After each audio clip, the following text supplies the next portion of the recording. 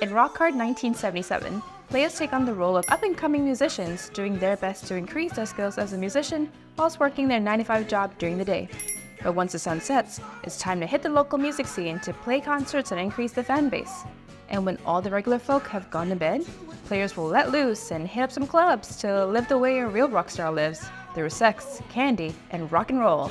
All of this is done in an effort to become the most legendary rock star of all time. Rockart is definitely a very simple worker placement game. At its heart, you simply place your workers out, and it sort of does that viticulture thing, where it sort of breaks up the board by day, evening, and then after hours. And so everybody has to place within that specified time. But unlike viticulture, I didn't find a lot of the mechanics particularly interesting. Like there's nothing here, I don't think, that you haven't seen replicated in every other worker placement game to date. My very first opinion of this was, this is kind of cool. I love viticulture. I love the aspect of having worker placement in being able to do different things, and you see different actions to choose from. I really enjoyed that part. It's immersive in that way that you do feel like a rock star or a budding, hopeful musician by having all these different things and having to work your way up to performing at specific areas. The novelty of it died down really too quickly. Yeah, it kind of did. Because the only thing, in terms of mechanics, the only thing this game is sort of offering that a lot of games aren't is this very slight push your luck element through the use of one of the game's currency, candy. Because what happens is you place your worker down, and then if the slot allows for it, you can spend a candy to basically perform that action twice. It's not exciting. It's not as exciting as a push your luck should be, because what happens is you run the risk of crashing. Flip over a card, the Sugar Rush card, and then if it tells you can perform an additional action, you do, and then usually you increase your craving by 1. And then you roll a die, and if you get underneath your craving, you're fine. If you get over it, you've crashed.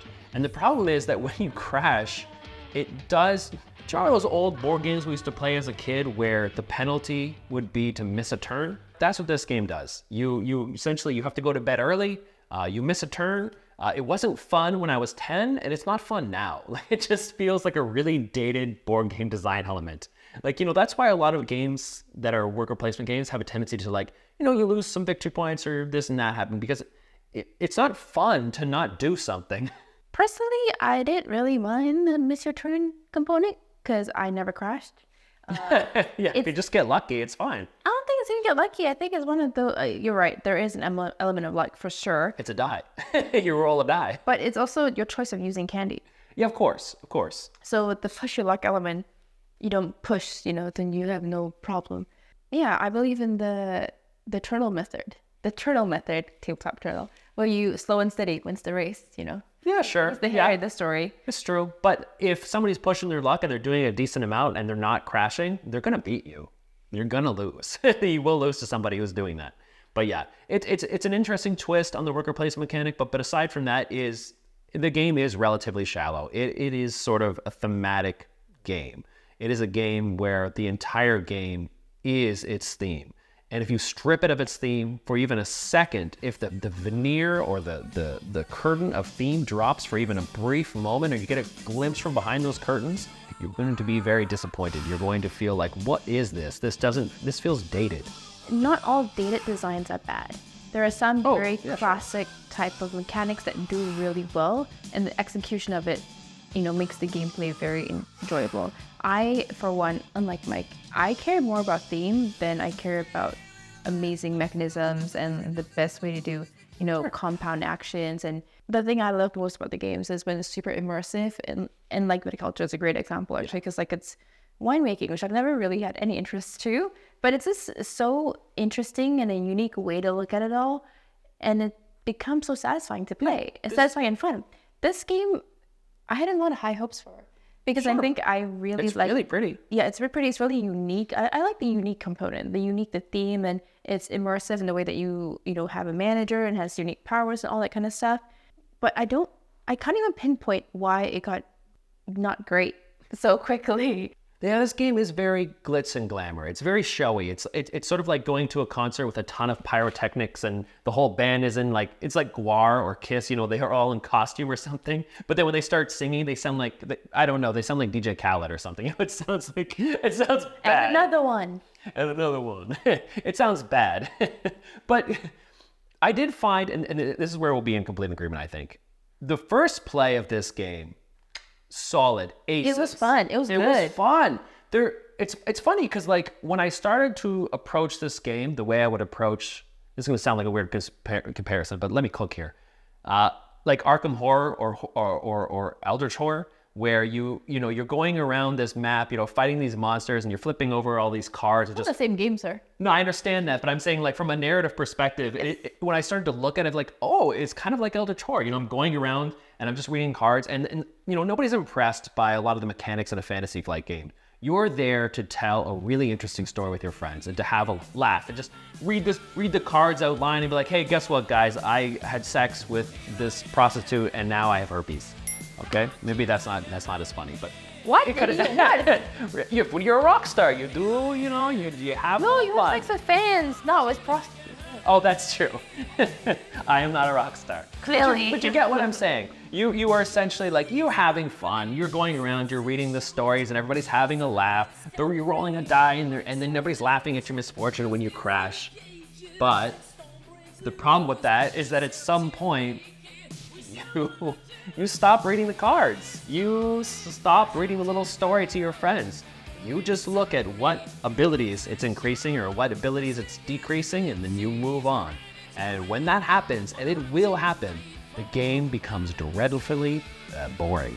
You know what the aspect that we love about a lot of games that it's simple, but somehow secretly more complex than it looks?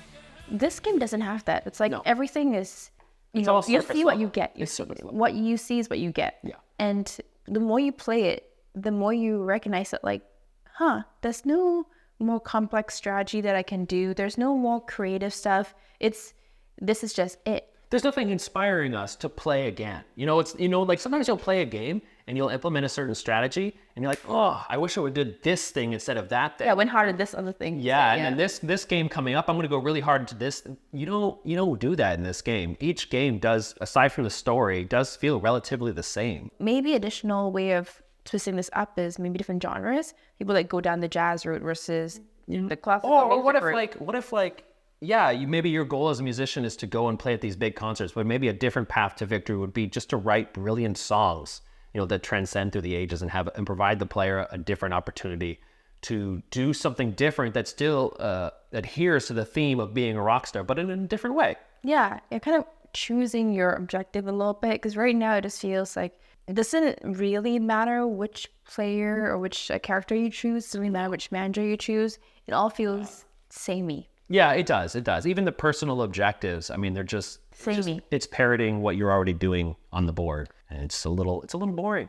Like maybe you can, have to debate between getting promotion at work or performing at this, small make it a struggle. venue. Yeah, have some kind of different objectives, different ways to get victory points. So, some things will give you more victory points immediately. Some things will give you more victory points like down the line. So some people would gain victory points at different pace, basically. Yeah. So different kind of choices and more strategic options versus everything being so, what you see is what you get. Yeah, too obvious. You can tell a really good story within a game that mechanically is really sound and creative and interesting. I don't think all thematic games have to be like really bare bones mechanically. Mm-hmm.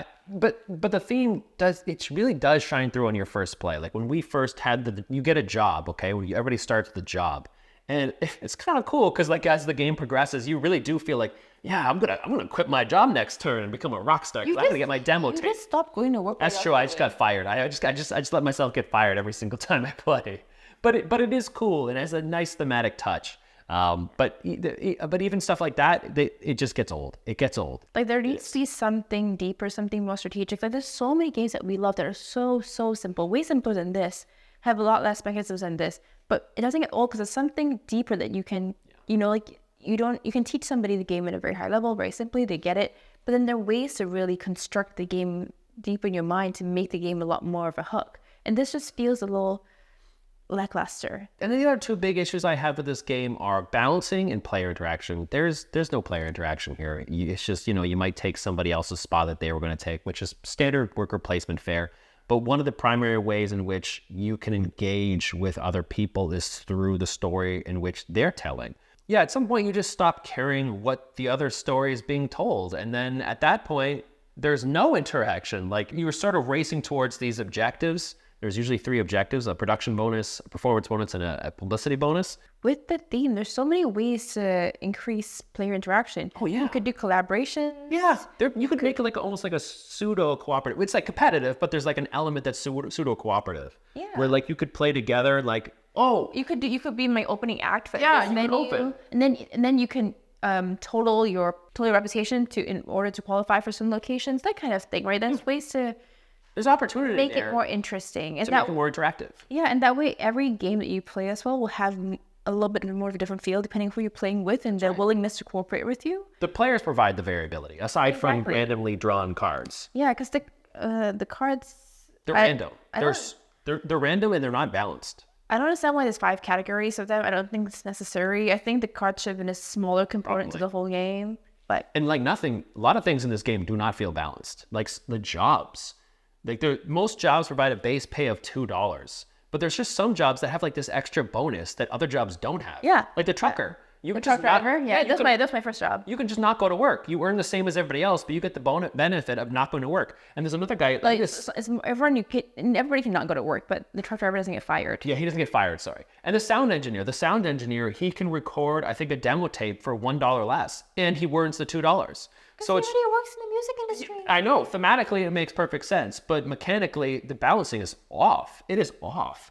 And you'll go to some of these locations like, I'm going to Slinky's to do whatever. And we're not Slinky's, but like you're going backstage to party or something like that. And somebody else will get all these like wicked benefits and you'll turn it over and you'll get like nothing. You got herpes. Yeah, or even like, yeah, that's right. Or even the Sugar Rush card. There's like, I think there's 1 or 2 Sugar Rush cards in here that don't provide an extra action. That's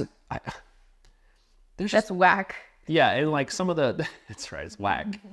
There are just some abilities of the performers that you can play because there's different characters that you have and they have different player powers. Some are just better than others, and sometimes their abilities align with the public objectives perfectly.